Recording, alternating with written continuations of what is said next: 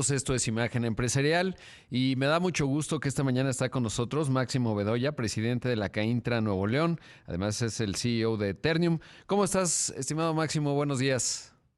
Hola Rodrigo, muy buenos días, un gusto estar contigo y toda tu audiencia. Oye, pues recientemente renovaron tu liderazgo al frente de la CAINTRA. Comienzo por ello.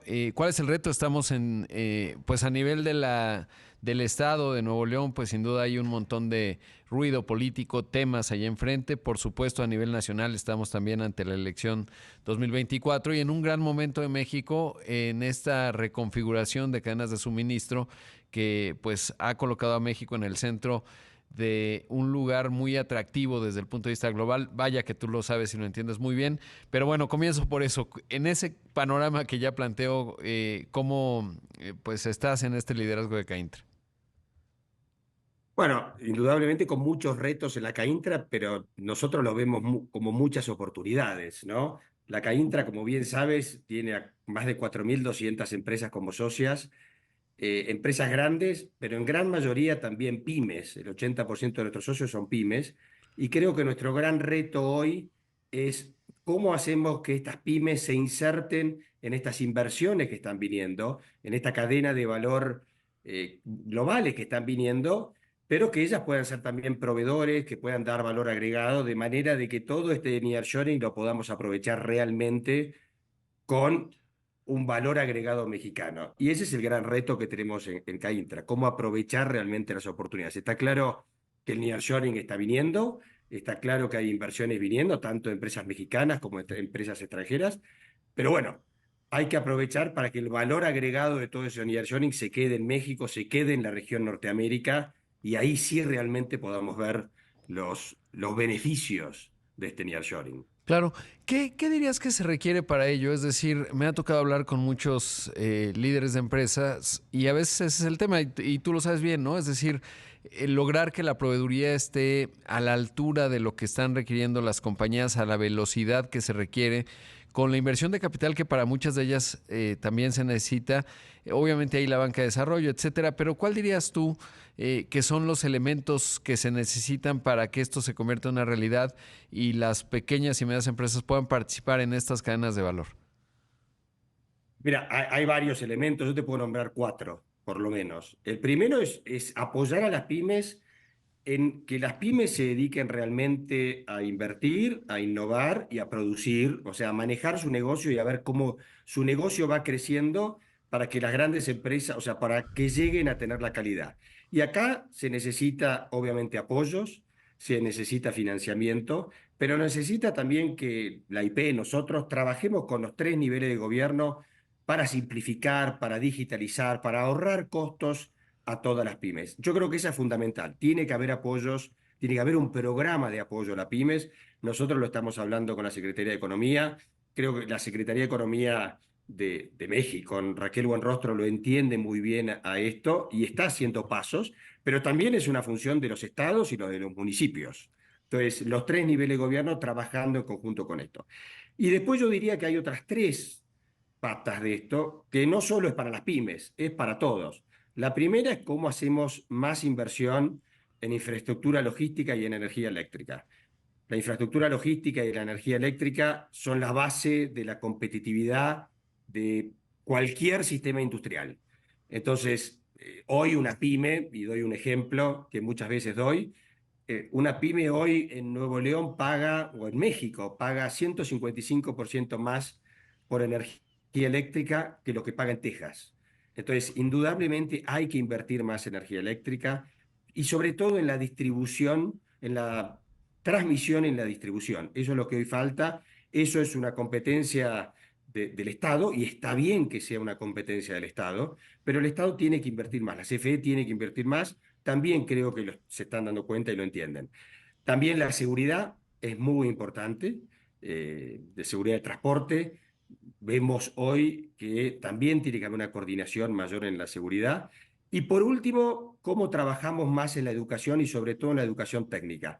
En esto sí se está avanzando, pero hoy las pymes, con estas inversiones que están viniendo en el nearshoring, están viendo una rotación muy alta de sus empleados y a veces hay falta de empleados. Pero por otro lado, tenemos, tú lo sabes mejor que yo, Rodrigo, casi el 50 o más del 50% de la población activa que está en la informalidad.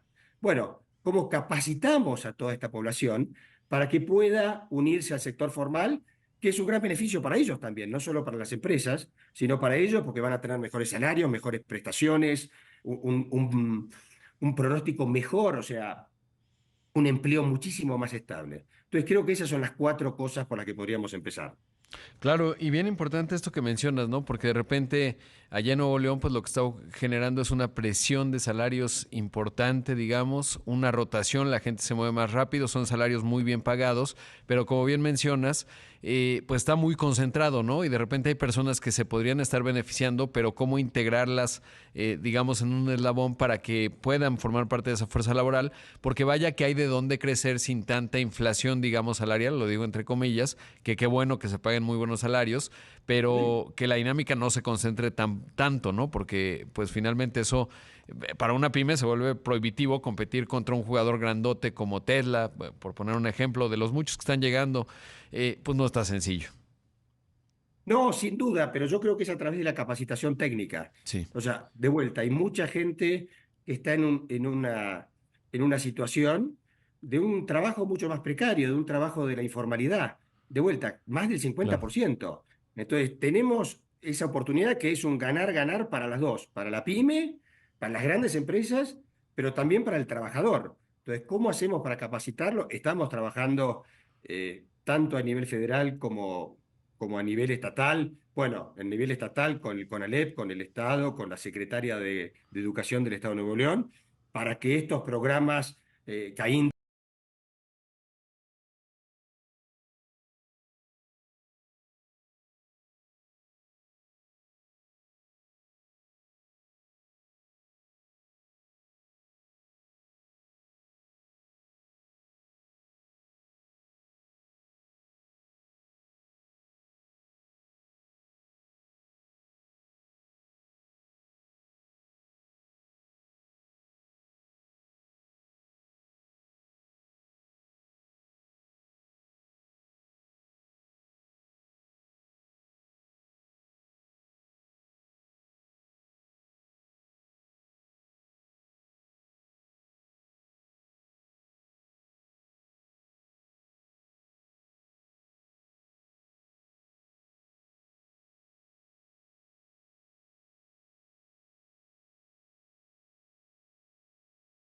Máximo, ¿cómo, digamos, en la parte de las empresas también hay el pago, ¿no?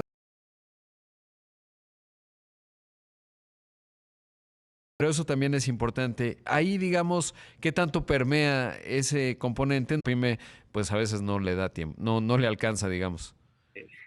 Rodrigo, tienes toda la razón. Eso es un tema que discutimos mucho. Cuando nosotros hace un año empezamos un nuevo programa en CAINTRA que se llama Más Pymex, ¿no? Como tomamos dos empresas tractoras, las dos empresas grandes de Nuevo León, estaba Ternium entre ellas, pero había muchas otras. Y bueno, dijimos, bueno, le vamos a comprar un 1% más de nuestras compras a pymes mexicanas. En un año llegamos a 600 millones de dólares adicional de compras Wow. en 3.000 pymes mexicanas. Ahora, cuando nos empezamos a ver los problemas con las pymes, una era la forma de pago. Claro. Había empresas muy buenas que pagaban a 15 días a las pymes y otras en las cuales, por desgracia, también nos incluimos nosotros, donde algunos le pagábamos a 30 y otros a 60 días. Claro. Y bueno, hicimos un programa y decimos, bueno, si es una pyme, ¿cómo adelantamos el pago a que sea 15 días? Estamos trabajando en eso, Ok. pero bueno, digamos, dependerá también de cada empresa. Pero Sí. bueno, la forma es incluir a más empresas tractoras. Minutos, esto es Imagen Empresarial y esta mañana está con nosotros Máximo Bedoya, él es el presidente de la CAINTRA Nuevo León, CEO de Ternium. Máximo, estábamos hablando, bueno, pues de este otro componente que es la parte inmediata que las grandes empresas pueden ayudar y ya nos decían lo que están haciendo. De verdad me da mucho gusto escuchar eso. Y luego preguntarte, en la parte, digamos, de escuchar a los candidatos, porque coincido contigo, Raquel Buenrostro es una funcionaria que toma decisiones rápidas, que entiende las discusiones. Me ha llamado la atención justo su postura y la defensa que ha hecho muy puntual de México frente al tema, o digamos, frente a los ataques de la industria acerera de los Estados Unidos, en donde los números nos muestran que pues tienen superávit en esa parte, pero no quiero hablar del acero, sino más bien de el momento político. En Caintra, ¿cuál es la estrategia, digamos, para abrir foros a los candidatos, uno, y plantearles, digamos, la agenda que ustedes están viendo, que tiene que ver con lo que mencionabas, por ejemplo, energía, seguridad, etcétera? ¿Cuál es el plan? ¿Organizarán foros? ¿Invitarán a las candidatas y al candidato? ¿Cuál es el plan?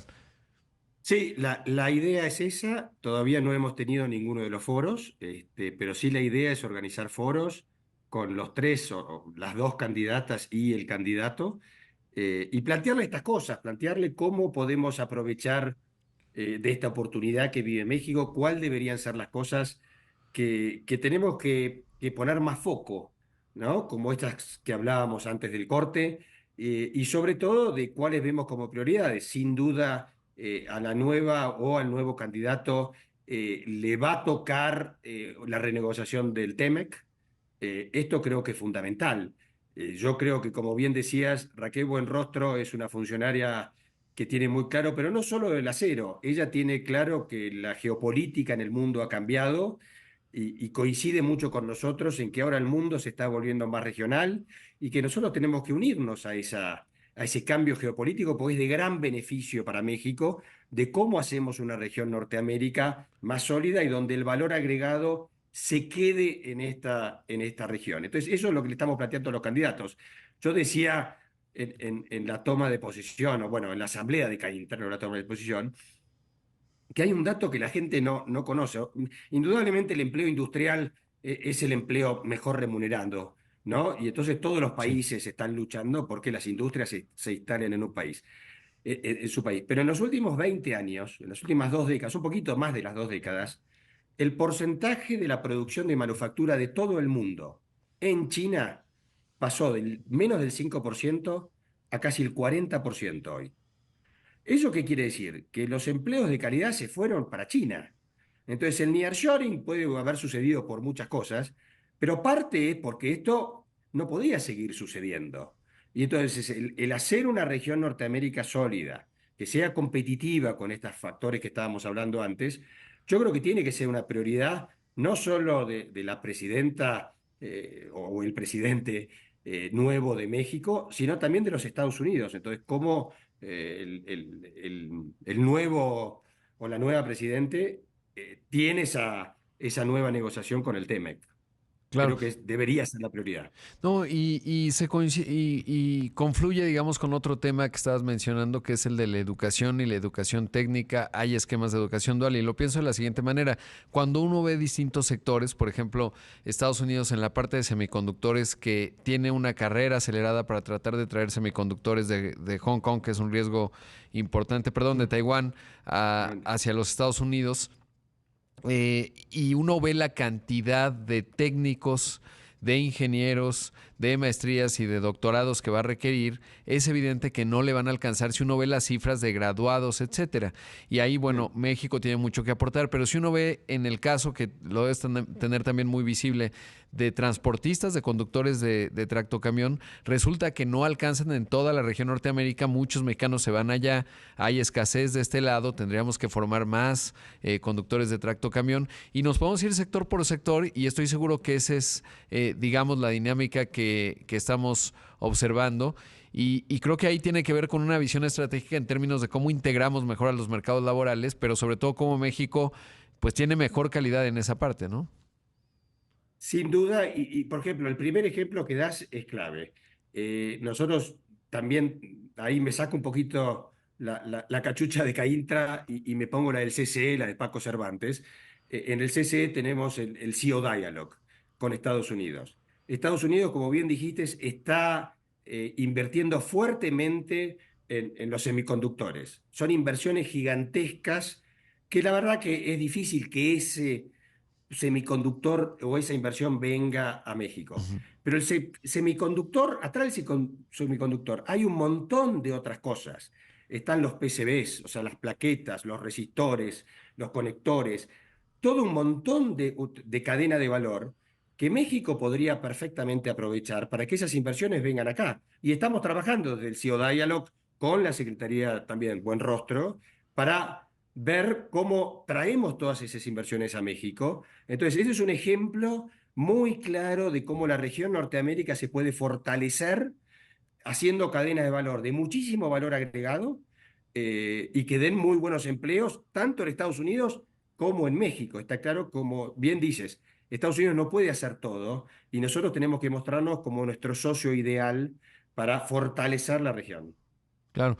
Oye, Máximo, ¿cómo ves el tema, justo que lo mencionabas, de, pues viene esta revisión del TEMEC, del Tratado México, Estados Unidos y Canadá en 2026? Estamos viendo justo el acero es un buen ejemplo, pero también empieza a haber fuerzas, digamos, los sindicatos piden el aplicar la sección 232 a los vehículos porque está llegando mucho vehículo de China, en fin, les genera mucha preocupación a Estados Unidos. Y la pregunta que te quiero hacer es, ¿lo ves como un tema coyuntural político electoral o como un tema de fondo, y eso qué significa, digamos, para la estrategia mexicana desde CAINTRA en términos de entender hacia dónde avanzamos en los siguientes años relativo a nuestro principal socio comercial? Yo lo veo como las dos. Sin duda hay una parte política y es natural que haya una parte política en un año donde va a haber elecciones y va a haber elecciones en los dos países, pero también hay una parte coyuntural. Está claro que Estados Unidos quiere que sus industrias o que su producción venga más cerca. Se habla del nearshoring, pero también se habla del friendshoring y quiere hacer un desacoplarse de China. Y lo que no podemos nosotros hacer como México es por ahí decir, bueno, nosotros vamos a hacer la puerta de atrás para la entrada de China de los productos a Estados Unidos. Y en eso tiene razón. Hay que tener en cuenta que nuestro déficit comercial con China es gigantesco, son Sí. más de 100.000 millones de dólares. Nosotros no exportamos casi nada, 6.000, 7.000 millones de dólares, y China importa en México más de 110.000 millones de dólares. Y los Estados Unidos correctamente dice, bueno, eso no quiero, porque yo no voy a permitir a China en mi país, tampoco puedo tener mi socio comercial más importante que lo que haga sea un trampolín para esos. Yo quiero que el valor agregado se quede en la región. Y eso es favorable para México también. O sea, lo que Claro. está pidiendo Estados Unidos es razonable. Digamos, en México tienen que venir las inversiones y tienen que venir las inversiones que hagan la cadena, que hagan el valor agregado, no que sean un trampolín para que productos casi sin manufactura o casi sin transformación pasen de México hacia China. Y de ahí la importancia. Perdón, hacia Estados Unidos. Hacia Estados Unidos, exactamente. Sí. Máximo, te agradezco mucho la entrevista. Enhorabuena por todo lo que estás haciendo. Evidentemente, ojalá hablemos también después de Ternium. Ahora he querido mantenerlo muy al margen porque estamos hablando desde tu liderazgo de CAINTRA, lo que haces, por supuesto, en la CCI. Me parece que es una voz muy útil la que tú planteas, sobre todo muy clara. Y a veces es mucho rollo, ¿no? Y aquí lo que nos has dicho esta mañana pues son temas muy concretos de lo que se tiene que hacer, de cómo avanzar y cuál es la estrategia que está viendo. Así que te agradezco mucho la entrevista y te mando un abrazo. Muchísimas gracias, un abrazo para ti y para toda tu audiencia. Gracias. Ahí escuchamos a Máximo Bedoya, el presidente de CAINTRA Nuevo León, el CEO de Ternium.